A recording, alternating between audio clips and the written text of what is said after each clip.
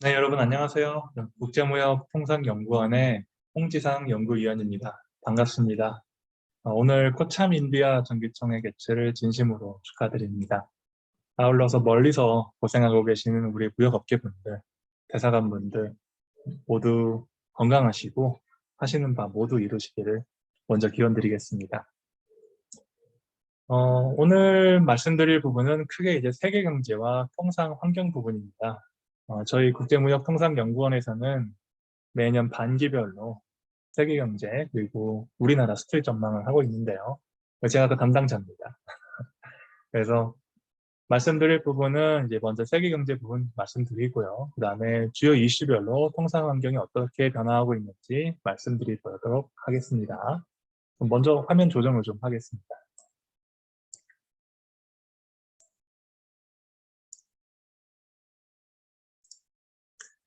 네, 그 첫 번째로 올해 세계경제 말씀드리겠습니다. 올해 세계 경제는 전체적으로 약 4% 중반 정도 성장할 것으로 예상을 하고 있습니다. 사실 그 작년에 세계 경제가 한 6% 정도 성장했던 거를 생각을 하면 올해는 상대적으로 좀 저조한 편이죠. 그리고 더 큰 문제는 우리가 이 올해에 대한 경제 성장률을 많은 국제기관에서 주기적으로 발표를 하고 있는데 저번에 발표했을 때보다 최근에 발표했을 때 올해 성장률이 조금 더 둔화되는, 조금 더 당초 예상했던 것보다 조금은 더 둔화될 것 같은 움직임을 보이는 게 특징적입니다. 대표적인 기관이 이제 IMF고요. IMF에서는 올해 1월 달에 얼마 전에 이제 올해 전망치를 다시 한번 업데이트를 해서 발표했는데요. 그 기존에 전 세계 경기가 4.9% 정도 성장할 것으로 예상했다가 0.5%포인트 정도 감소해서 올해는 4% 중반 정도로 예상을 하고 있습니다. 또 오른쪽에 보이시는 표가 이제 IMF에서 내놓은 전망치를 그 전에 전망했을 때랑 비교해서 얼마나 조정됐는지를 보여주는 건데요. 보시다시피 전 세계도 그렇고 신흥국, 선진국 할 거 없이 기존 전망치보다 조금씩 하회한 걸 볼 수 있습니다. 아무래도 이 오미크론 이 어떤 확진 추세가 예상보다 굉장히 빠르고 크게 타격이 좀 나타나고 있고 이걸 좀 감안했을 때 올해 경제 성장이 조금은 더 둔화되지 않을까 보고 있는데요. 특징적인 것은 이제 인도의 경우는 좀 예외적으로 당초 예상했던 것보다 오히려 좀 상향 조정되는 모습을 나타냈습니다. 작년에도 인도가 한 9% 정도 성장을 했는데 올해도 약 9% 정도의 성장세를 이어갈 것으로 보이고요. 아무래도 인도의 경우는 한때 이제 인도에도 확진자가 굉장히 많이 나올 때가 있었는데 그것이 이후에 대처가 제대로 이루어지면서 확진 추세가 어느 정도 잠잠해지고 최근에는 그것을 어느 정도 유지하고 있다라고 해석을 할 수가 있겠습니다. 어떤 세계 경제의 어떤 성장세는 4% 중반 정도지만 신흥국과 선진국의 차이가 좀 나타나고 있습니다. 아무래도 선진국은 백신 접종이 좀 빠르게 넓게 나타나면서 위드 코로나 여력이 좀 준비가 된 반면에 신흥국은 상대적으로 그렇지 못하기 때문에 성장 격차가 좀 나타나고 있습니다. 다음 페이지에 보시면 여기 그 왼쪽에 있는 게 선진국이고요. 가운데 있는 게 신흥국 부분인데요. 어, 특징적인 거는 이제 코로나가 발생하지 않았을 때 그때 이제 우리가 예상하던 어떤 성장 곡선이 있습니다. 이제 그 성장 곡선을 기준으로 봤을 때 선진국의 경우는 코로나 때문에 일시적으로 성장이 둔화됐지만 지금 2022년 이후에는 코로나 이전에 예상하던 어떤 성장치보다 더 크게 성장할 것으로 보는 게 특징이고요. 그래서 기존의 성장 경로를 추월했다라는 표현은 그런 부분입니다. 선진국은 상대적으로 좀 대응이 잘 돼서 최근에 이제 오미크론 때문에 조금 성장세가 둔화될 걸로 보이지만 여전히 어느 정도 기존의 어떤 성장세를 초과해서 발생할 것으로 보인다는 게 특징이고요. 신흥국은 꼭 그렇지는 않습니다. 가운데 보시면 이 파란색이 기존에 코로나가 이전에 우리가 예상하던 성장 곡선이고요. 빨간색이 이제 코로나를 반영한 부분인데요. 코로나 때문에 한번 이렇게 하락했다가 다시 성장하고 있지만 파란 선 위로 성장하지 못하고 있죠. 그 성장은 어떤 속도는 굉장히 비슷하지만 어떤 기존의 성장 추세를 초월할 것 같지는 않다라고 보는 게 특징입니다. 이게 이제 요즘에 우리가 얘기하고 있는 선진국과 신흥국의 어떤 회복의 차이다라고 볼 수가 있는 부분이죠.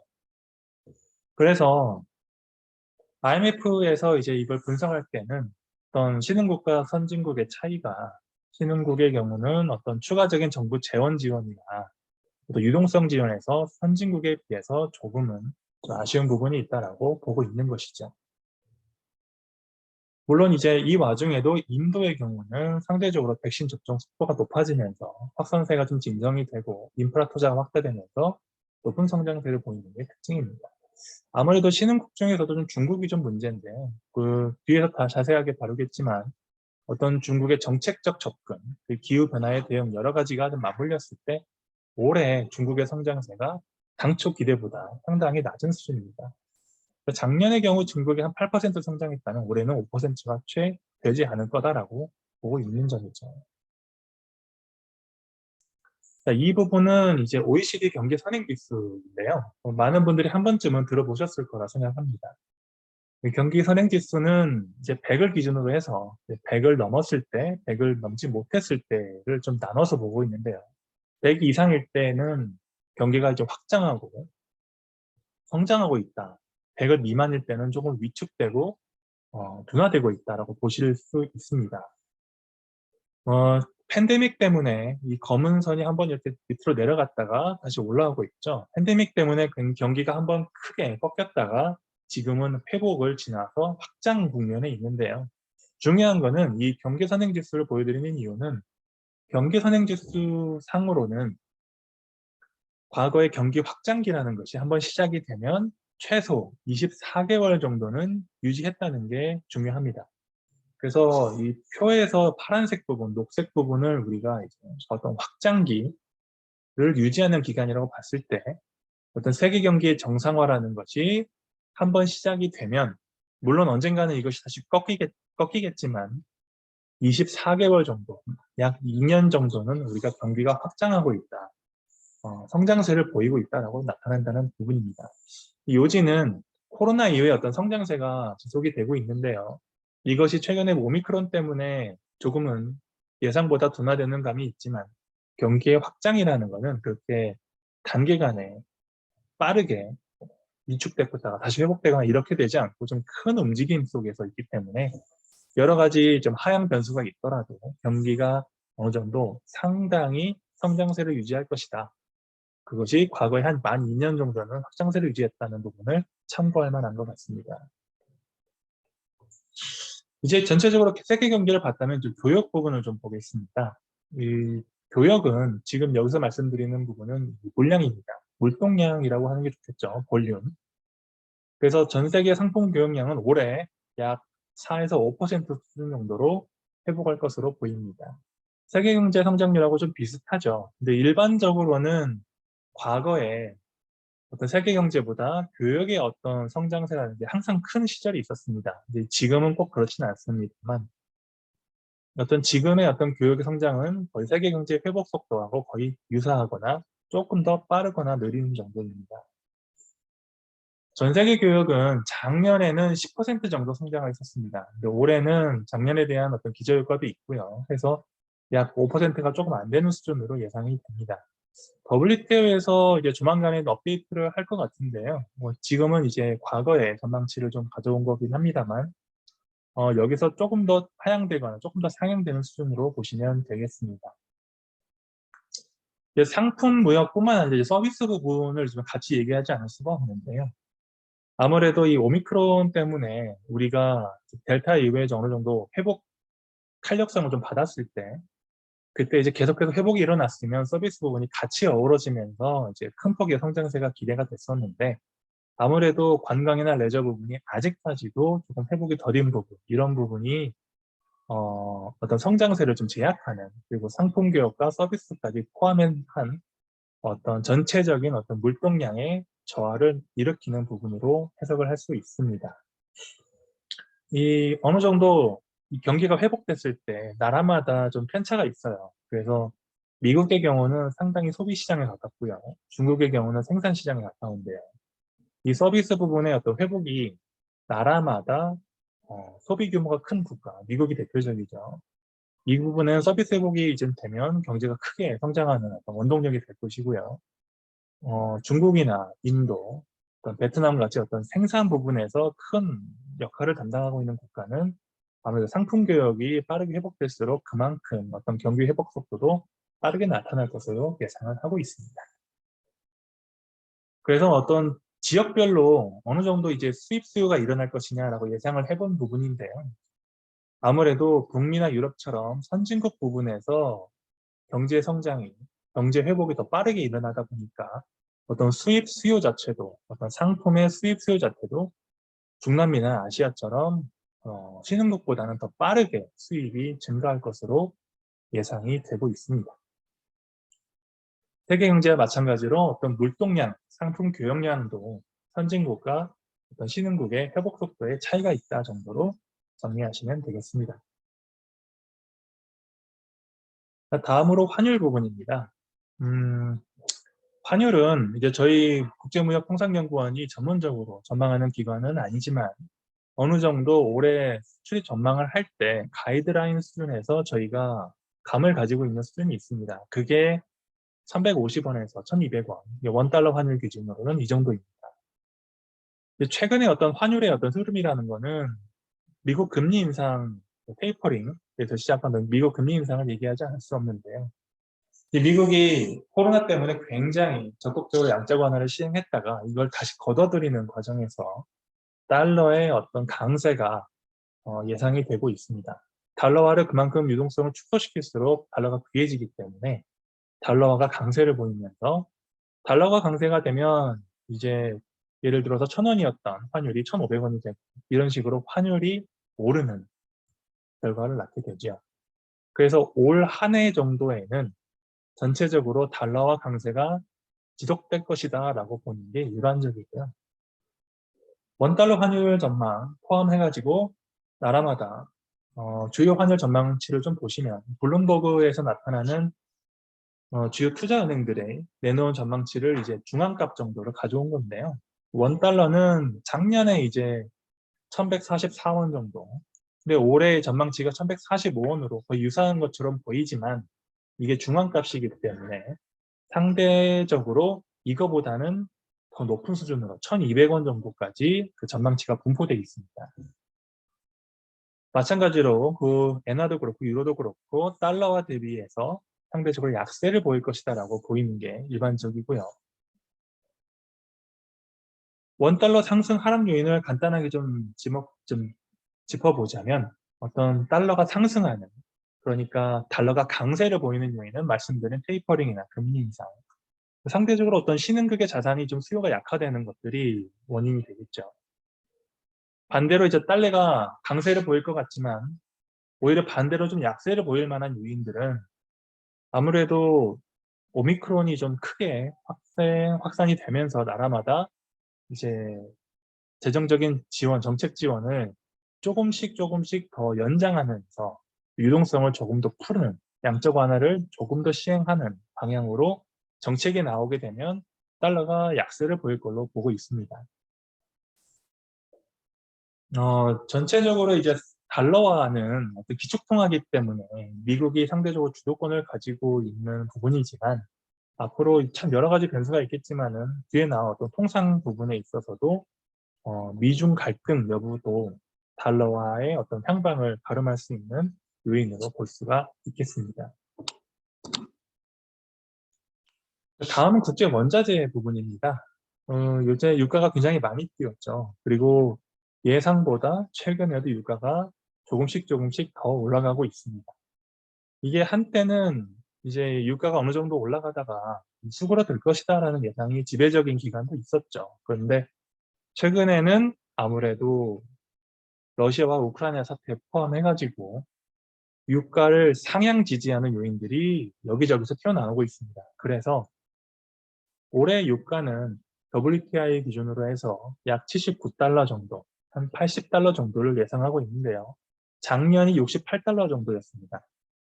특징적인 거는 1분기에 가장 높은 수준을 유지하다가 하반기로 갈수록 점차 완만하게 유가가 내려갈 것이라고 보는 게 큰 흐름입니다.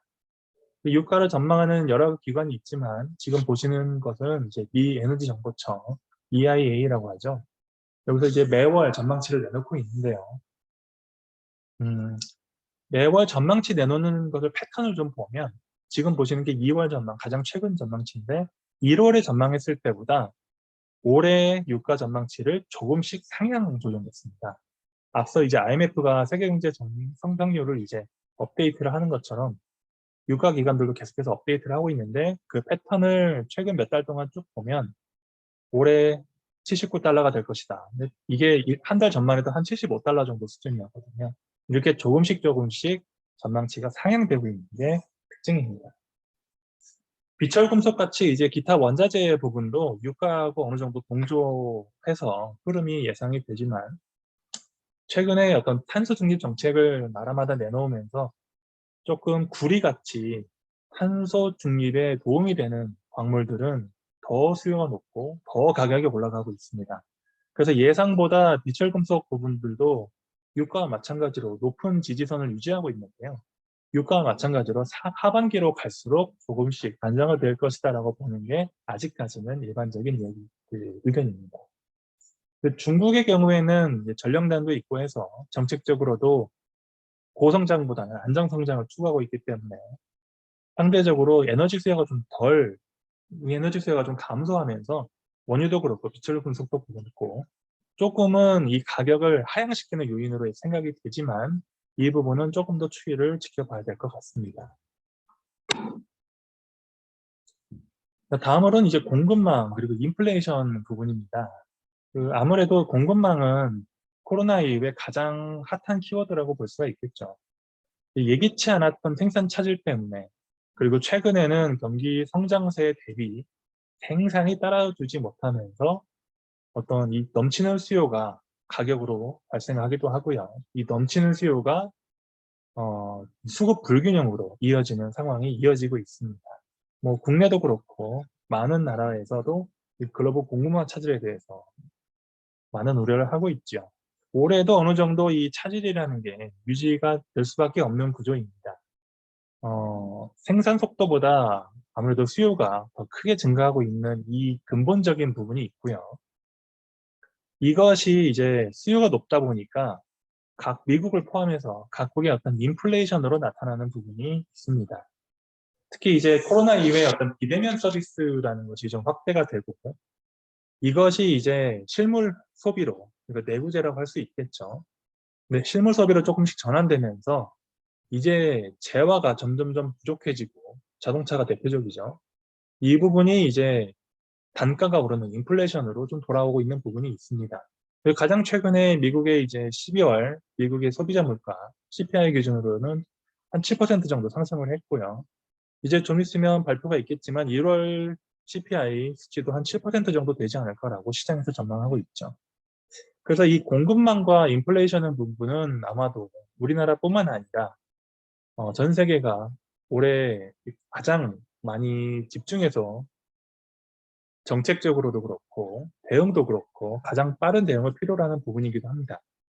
자동차를 하나 예를 들어보면은 이 공급망 때문에 차질이 어떤 정도의 수준이 좀 발생하고 있냐면 코로나 전에 우리가 생산하던 걸 100이라고 했을 때는 해보면 이게 작년 하반기 기준으로는 작년의 생산치라는 것이 코로나 전 대비해서 한 80% 정도에 머물고 있습니다.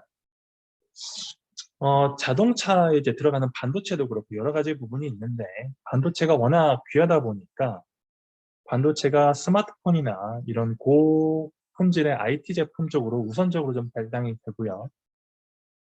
상대적으로 이제 자동차나 약간 좀 저급 티어에 있는 반도체들은 생산이 조금 더 지연되고 있습니다. 이게 좀 아직까지도 이어지고 있는 부분이 있고요. 자동차뿐만 아니라 전체적으로 이렇게 생산 대비 수요가 좀 많아지면서 상품 가격이 높아지고 있습니다. 오른쪽에 보시면 이게 이제 S&P 골드만삭스 상품지수인데요. 아무래도 팬데믹 이후에 상품지수 자체가 이렇게 올라가는 것처럼 유가와 마찬가지로 인플레이션이 계속 조금씩 가중되고 있다라고 볼 수 있겠습니다.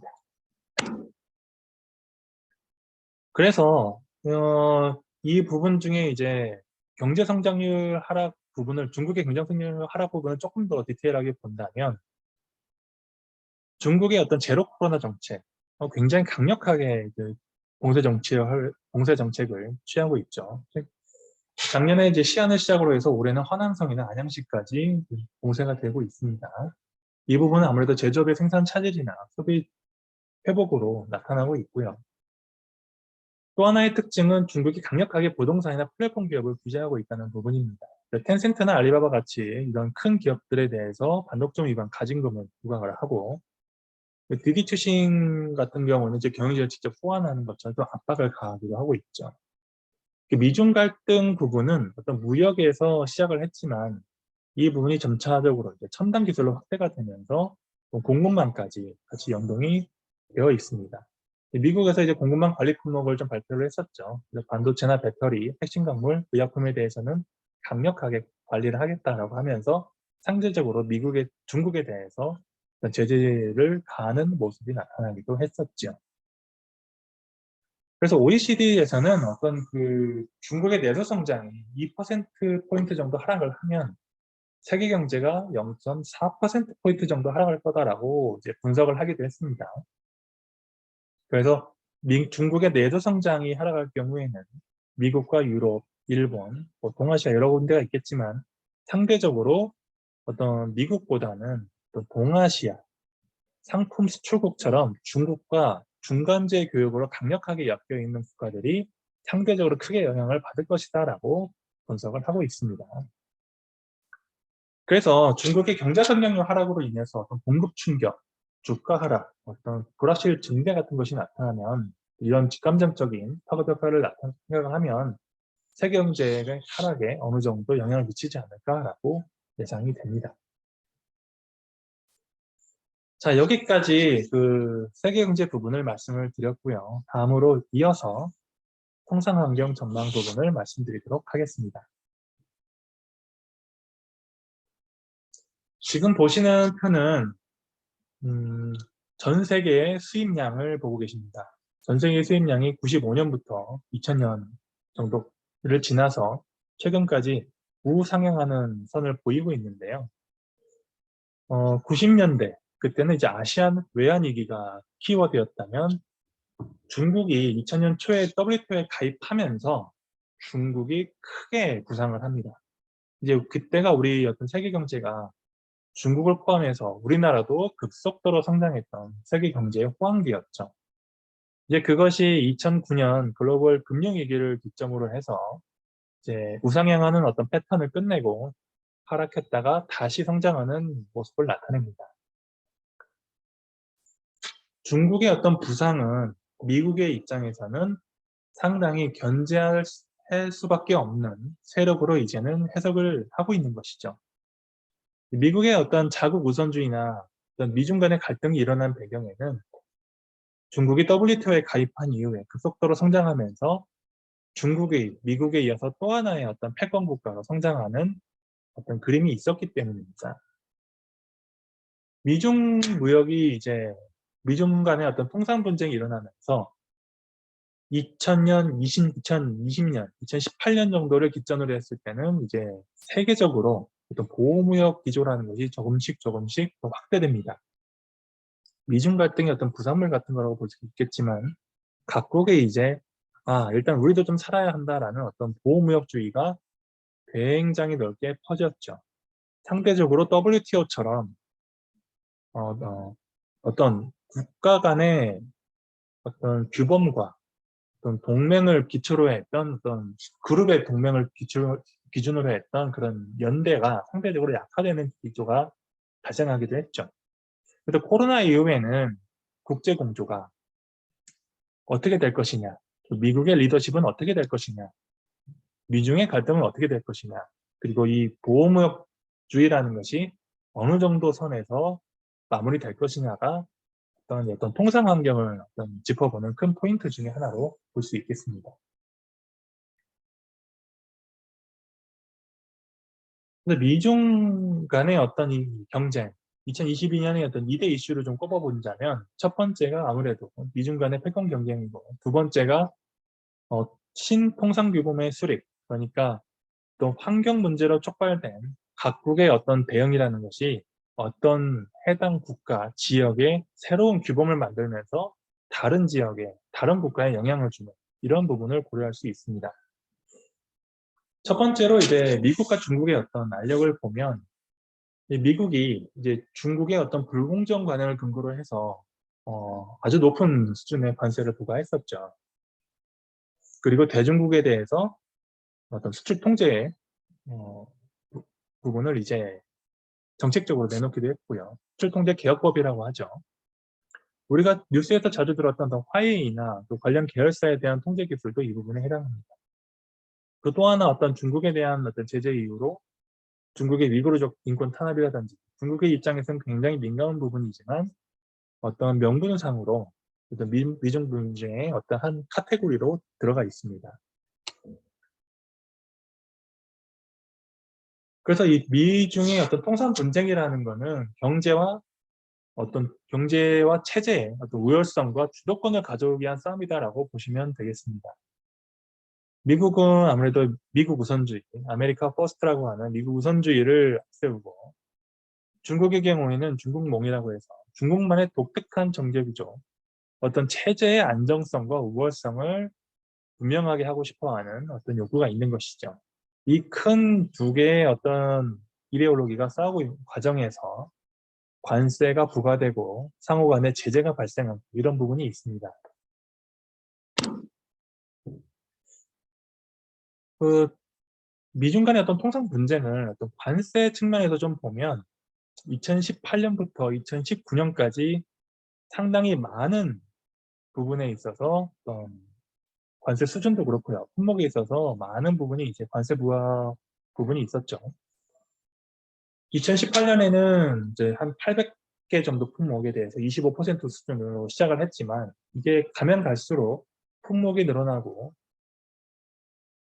한 10번 정도의 그 어떤 서로 미국과 중국 간에 서로 상호 관세를 부과하게 됩니다. 한 5번 정도 되죠. 그래서 이 미국의 어떤 수입 대상국과 수입액을 보면 18년, 19년, 20년이 있는데요. 파란색이 18년, 빨간색이 19년, 녹색이 20년인데 관세를 부과한 이후에 중국의 어떤 대중국 수입액은 조금씩 줄어들고요. 상대적으로 중국을 제외한 기타 국가의 수입은 조금씩 늘어나는 모습을 보입니다. 아무래도 이 관세를 부과하면서 나타난 효과라고 볼 수 있겠죠. 이 통상 분쟁의 어떤 시발점이었던 어떤 중국의 성장이라는 것은 지금 보시는 그래프처럼 어떤 미중 간의 GDP를 비교해 보시면 이해할 수가 있습니다. 미국의 그 그래프가 파란색, 중국의 이제 빨간색으로 나타낸 부분인데요. 2000년 초만 해도 미국과 중국은 거의 비교할 수 없는 수준에 이르렀지만 최근에 가깝게 보면 중국의 GDP라는 것이 미국의 절반 이상을 넘어서 60%, 70%에 가깝게 성장을 하고 있죠. GDP의 성장은 상대적으로 굉장히 큰 의미를 갖습니다. 그래서 GDP 자체가 늘면 그 자국의 GDP만이 아니라 그 주변국에도 영향을 미치기 때문에 왜냐하면 상품 거래를 하고 교역이 있는 국가가 굉장히 많잖아요. 그래서 이 주변국에 대한 영향력이 커지는 게 바로 GDP의 성장입니다. 그래서 이 부분 때문에 미국이 중국을 굉장히 견제하고 있는 부분이죠. 미국이 중국을 견제하는 또 하나의 이유는 이제 미국이 중국에 대해서 항상 적자를 보고 있기 때문입니다. 여기 녹색으로 나타내는 부분이 이제 무역 수지 적자 부분인데요. 2011년부터 최근까지 계속적으로, 이전에도 그랬습니다. 근데 굉장히 고질적으로 무역 적자를 보이고 있기 때문에 미국의 입장에서는 이 적자를 줄이는 거 하나가 굉장히 큰 과제 중에 하나죠. 관세 부과 부분도 이 적자하고 굉장히 연동이 되어 있습니다. 그래서 실제로 이 무역 수지 적자라는 것이 미국과 중국의 통상 분쟁에서 어떻게 영향을 받았나를 보면 이 굵은 선으로 보이는 게 대중 수입이고요. 이 노란색 점선으로 보이는 게 미국의 중국 수출인데요. 이 빨간색 부분이 무역 수지입니다. 다 적자지만 이 적자가 좀 큰 기간이 있고 좀 줄어드는 기간이 있죠. 이 중국에 대해서 무역 적자가 굉장히 큰 고질적으로 있는 부분이지만 미중 1단계 경제 무역 협정이 발효됐던 시점에는 일시적으로 좀 줄어들었습니다. 근데 이게 오래 안 갔어요. 실제적으로. 어, 이게 금방 무역 수지 적자라는 것이 기존 수준으로 회복을 해버렸죠. 그래서 이 협정을 관세 부과를 했던 것이 종속적으로 계속해서 영향을 미쳤다기보다 조금 일시적인 효과에 그쳤다라고 보는 게 일반적인 의견입니다. 그래서 이제 올해 어떤 관전 포인트를 좀 요약해서 보자면 미국과 중국의 무역 합의가 1단계가 종료가 됐는데요. 각각의 이제 손익계산서를 좀 따지게 되겠죠. 근데 이 1단계 무역 합의라는 것이 있었지만은 상호 간의 어떤 합의가 원만하게 이행되지가 않는 게 사실상 거의 확정이 됐습니다.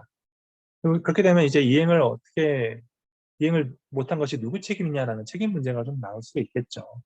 이 과정에서 양국 간의 어떤 갈등이라는 것이 더 깊어질 수도 있고 조금 더 완화될 수도 있고 그런 기점이 될 수 있는 것 같습니다. 그리고 미국이 중국에 대해서 견제를 하기 위해 많은 입법 절차를 가지고 있는데요. 미국의 어떤 혁신경쟁법, 뭐 이글 액트라고도 하고요. 그리고 중국의 어떤 경제적 강압행위 대응법 같이 여러 가지 법안들이 지금 제출이 돼서 이것이 어떻게 실제로 통과가 되느냐 부분이 올해 어떤 관전 포인트 중에 하나로 볼 수 있겠습니다. 그리고 올해는 선거가 계속해서 있죠.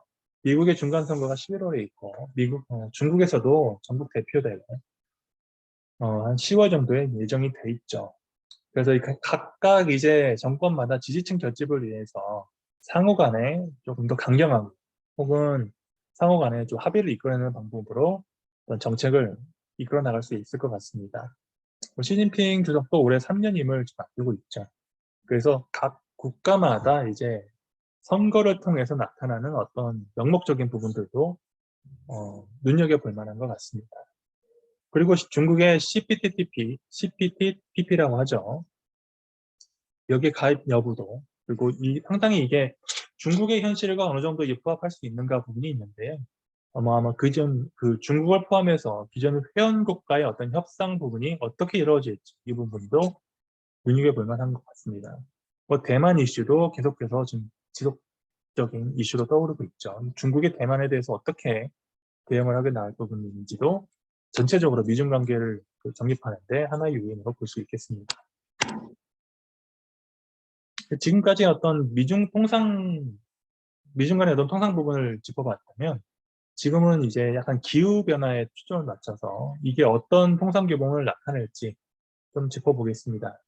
지금 이제 최근에 각 국가마다 이 기후 대응을 위해서 강력하게 정책을 시행을 하고 있는데요. 이거 이제 시발점이었던 2015년 파리 협정을 좀 보시겠습니다. 이 파리 협정은 이제 각 국가가 5년 주기로 이제 이행 점검을 해가지고 앞으로 우리가 단계적으로 탄소를 줄여나가자라고 이제 어그리를 한 부분인데요. 산업화 이전에 우리가 이제 영도라고 한다면 지금이 한 1.1도, 우리가 현재 파리 협약상 합의된 제한 온도가 한 1.5도 정도 됩니다. 그래서 우리가 이걸 하지 않았을 때, 아무것도 하지 않았을 때는 앞으로 2.9도까지 확 올라버리기 때문에 어느 정도 목표치를 가지고 국가마다 이 구체적으로 정책을 내놓자라고 지금 합의를 했죠. 그래서 이 탄소 배출 과정은 어떤 규제와 인센티브, 그 다음에 어떤 크로스보더 텍세이션이라고 하는 국경 조치 정도로 볼 수가 있습니다. 그래서 탄소 감축을 위해서 어떤 수요와 공급 차원에서 기존에 있던 화석연료를 조금 덜 쓰고 신재생 에너지를 발전을 할 수 있는 부분을 개발해서 그걸 대체하는 방식이 가장 일반적이고요. 산업 부분에서도 철강도 이제 전기로로 대체하자. 석유화학도 일반적으로 이제 석유화학의 원료가 되는 게 납사거든요. 석유 부산물인데 그거 말고 친환경 원료로 그걸 좀 대체해보자. 아니면 폐플라스틱 같은 걸 좀 더 원료로 재활용해보자. 이런 부분들이 좀 있습니다. 건물도 그렇고 수성도 그렇고 농축산 부분에서도 그렇고 다방면에서 탄소 규제 정책이라는 것이 정립되고 있습니다.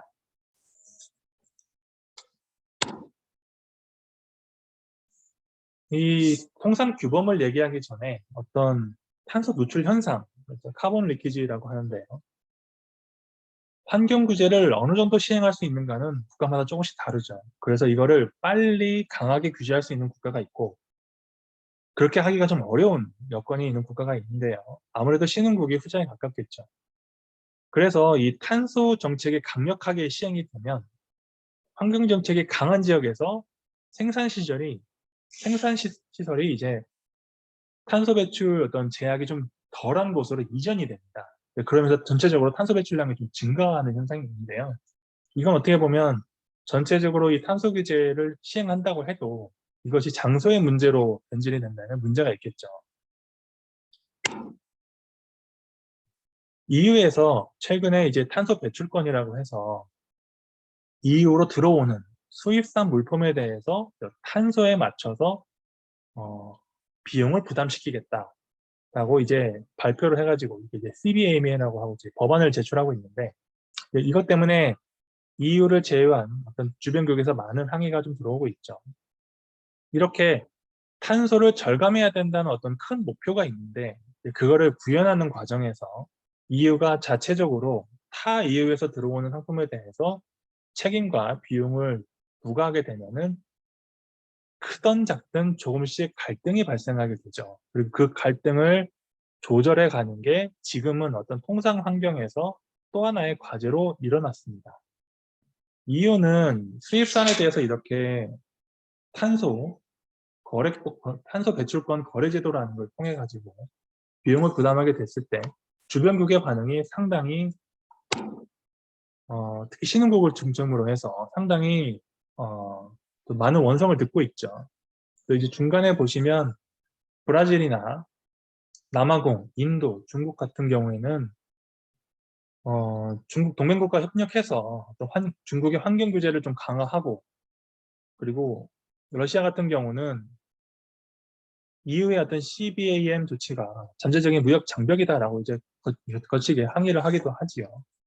앞으로 이런 부분을 좀 원만하게 조정해 가는 것이 어떤 그 통상 환경에서 또 하나의 어떤 그 조율점, 어느 정도의 절충점을 찾아가는 것이 음, 좀 과제인 것 같습니다. 왜냐하면 이게 우리가 혼자 어떻게 보면 결정을 다 하고 진행할 수 있는 부분이 아니고 어디까지나 주변국 상황을 같이 봐야 되기 때문에 우리가 미중 간의 어떤 갈등에서 나타나는 과정에서도 그렇고 어떤 통상 환경에서 신통상규범, EU와처럼 어떤 탄소 거래 배출권에 어떤 우리가 편입을 잘 할 것이냐, 어떻게 우리가 조율해서 가져올 것이냐는 부분들이 전체적으로 다 어우러져서 2022년에 우리가 그 통상 부분에서 대응해야 될 과제가 나타나고 있습니다.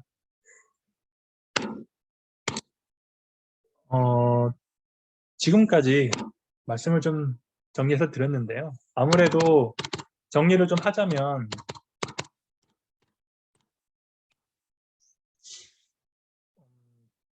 통상 환경의 어떤 부분에서 가장 중요한 부분 중에 하나가 이 상호 간의 어떤 외교적인 갈등을 조금씩 조율해가는 과정인 것 같아요. 그리고 경제적인 이권뿐만 아니라 최근에는 미국과 중국이 각각 이제 동맹 체제를 이제 하나씩 가져가려고 하고 있습니다. 그것이 이제 2000년처럼 과거에는 있을 수 없는 일이었어요. 중국의 GDP가 그렇게 크지 않았기 때문에 중국의 어떤 주변국이라고 해도 미국의 입장에서는 크게 두려울 만한 존재는 아니었지만 중국의 GDP가 상승하면서 주변국에 대한 영향이 커지고 이제 미국도 중국을 대하는 어떤 정책 대응이라는 것이 조금씩 그룹핑해서 동맹국을 통해서 전방위적인 압박을 하려고 하고 있는 게 최근에 가장 큰 기조입니다. 이 과정에서 기후 대응에 대한 어떤 명목적인 정책도 같이 섞여져 있어요. 그래서 중국은 아무래도 이 탄소를 굉장히 많이 배출하는 나라고 중국에 대한 어떤 탄소 배출 제한 그리고 중국에 대한 어떤 기후 제재 혹은 EU의 어떤 탄소 거래 배출권처럼 중국을 포함한 어떤 생산을 어떤 글로벌 경제에서 어떤 생산을 담당하는 국가들, 고탄소를 낼 수밖에 없는 국가들은 상당히 많은 압박을 가지고 있고 이 과정을 어떻게 조율해 가는가가 핵심 포인트인 것 같습니다. 네, 이상으로 그 말씀을 좀 마치겠습니다. 모쪼록 오늘 발표가 올해 어떤 사업 계획이나 어떤 최근의 어떤 경제 상황을 이해하시는데 좀 도움이 되시길 바랍니다. 네, 그러면 발표 마치겠습니다. 감사합니다.